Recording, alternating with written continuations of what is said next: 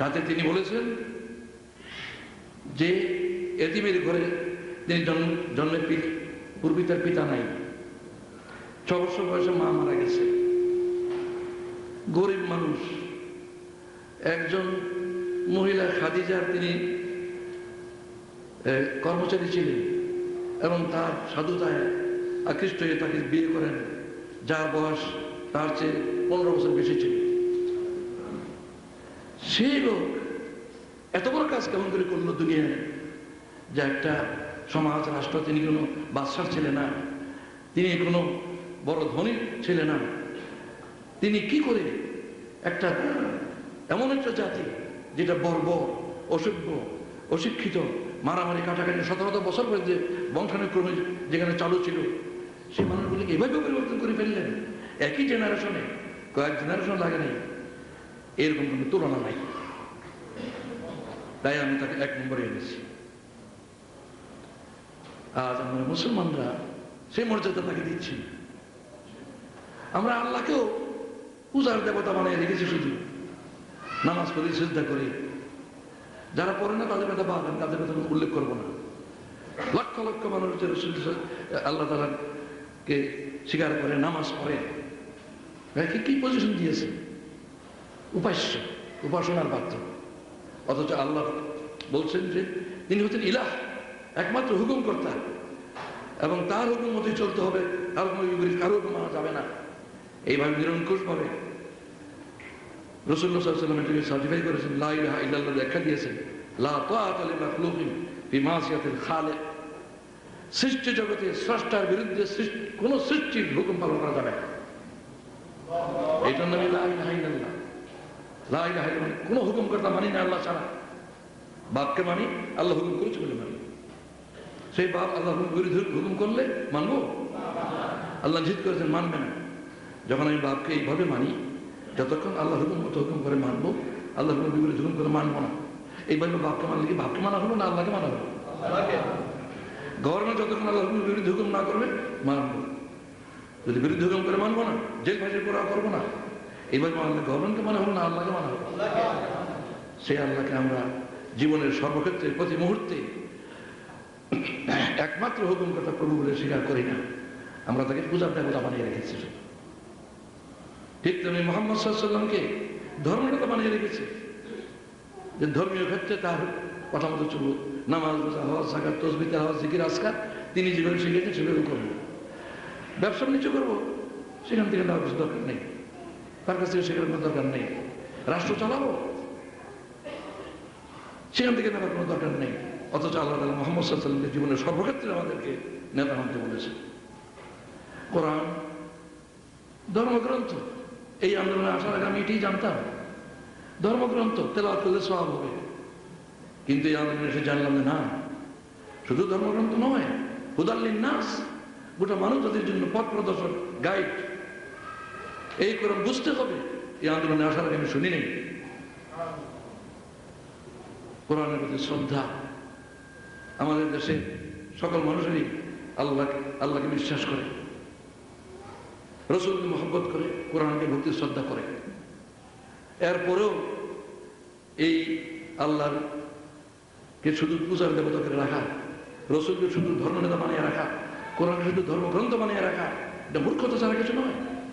ইসলামের সম্বন্ধে এই অজ্ঞতা আমাদেরকে ধর্ম ধ্বংস করেছে। আমি ইসলাম সম্বন্ধে আর সময় বেশি নিতে পারছি না, আমার ঘড়ি আমাকে অ্যালাউ করছে না। আমি আমার প্রিয় জন্মভূমি সম্বন্ধে কথা শুরু করছি।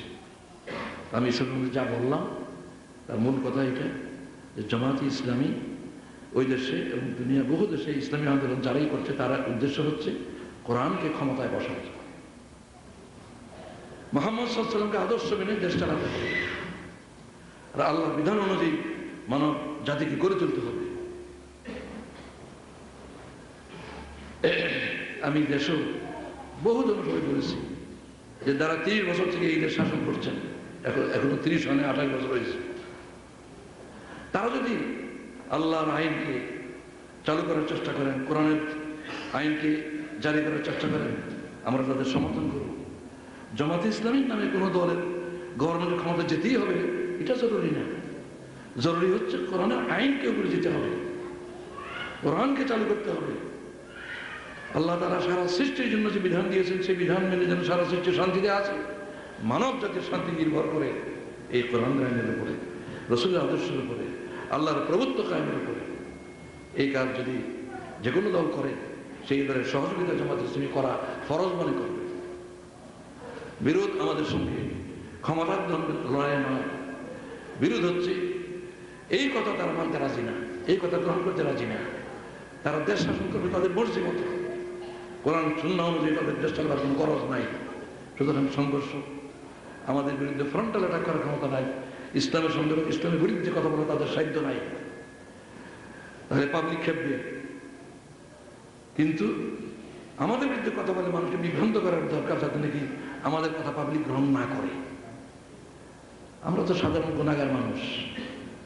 মুহাম্মদ সাল্লাল্লাহু আলাইহি ওয়াসাল্লাম মতো লোকের বিরুদ্ধে কত অপপ্রচার অপপ্রবাদ দিয়েছে, কোরআন শরীফে আছে না তা? এই জন্য আমাদের সান্ত্বনা এটাই যে আমরা গালি যারা দেয় আল্লাহ তাদেরকে গালি দেওয়ার যোগ্য বানিয়েছে, আল্লাহ আমাদেরকে গালি দেওয়ার যোগ্য বানান নাই, আলহামদুলিল্লাহ।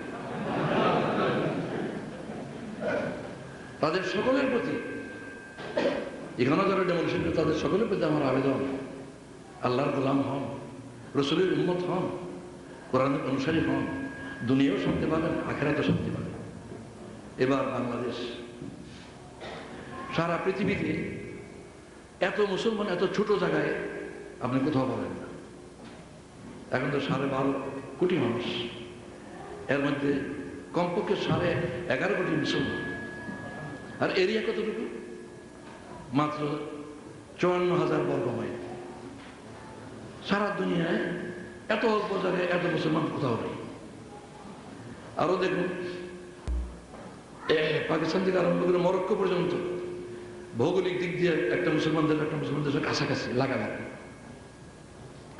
ওইদিকে মালয়েশিয়া থেকে ইন্দোনেশিয়া পর্যন্ত ব্রুনাই আছে লাগালাগি। আমরা একেবারেই ভৌগোলিক দিক দিয়ে সারা দুনিয়া থেকে ভৌগোলিক দিক দিয়ে বিচ্ছিন্ন একটা ছোট্ট এলাকা। তো ঘেরা হয়ে আছি এমন একটা দেশ দিয়ে, যে দেশটা মুসলিম জাতির উপরে কোনো বন্ধুসুলভ ব্যবহার দেখাতে পারেনি। তাদের নিজের দেশে পর্যন্ত মুসলমানদের উপরে কোনো তারা ভালো ব্যবহার দেখাতে পারেনি, আর বাইরে যারা তাদের সঙ্গে দেখা দেখে এমন একটা জায়গায় আমরা আছি। এই দেশটাকে স্বাধীন দেশ হিসাবে আমরা পেয়েছি কিসের ভিত্তিতে? বাঙালি জাতীয়তার ভিত্তিতে না মুসলিম জাতীয়তার ভিত্তিতে? দেখুন, মুসলিম জাতীয়তার ভিত্তিতে ভারত ভাগ হলো 47 সালে। যদি ভাগ না হতো, বাঙালি জাতীয়তা হলে তো পশ্চিমবঙ্গ আমাদের থেকে আলাদা হবে কেন? সকল বাঙালি আমরা একসঙ্গেই থাকতাম। বাঙালি জাতীয়তার ভিত্তিতে আমাদের দেশটা ভারত থেকে আলাদা হয়নি, হয়েছে মুসলিম জাতীয়তার ভিত্তিতে, টু নেশন থিওরির ভিত্তিতে। কংগ্রেস নেতা গান্ধী এবং নেহরু দাবি করলো হিন্দু মুসলমান আমরা যার যার ধর্ম আলাদা, যার যার ধর্ম পালন করেন, কোনো অসুবিধা নাই, কিন্তু এক রাষ্ট্র আমরা, ব্রিটিশ চলে গেলে সারা ভারত আমরা একটা রাষ্ট্র কায়েম করবো, আমরা একসঙ্গে থাকবো। সেই সময় 40 কোটি মানুষ ছিল এই উপমহাদেশে, এর মধ্যে 10 কোটি মুসলমান আর 30 কোটি অমুসলমান। মুসলমানদের পক্ষ থেকে আল্লামা ইকবাল এবং কায়েদ আজম মোহাম্মদ আলী জিন্নাহ, এই দুজনের নামে সবচেয়ে বেশি আসে, যারা বলছে না আমরা আলাদা জাতি। এই 10 কোটি মানুষ গোলাম হয়ে থাকবে, ইংরেজ চলে যাওয়ার পরও 30 কোটি গোলামি করতে বাধ্য হবে।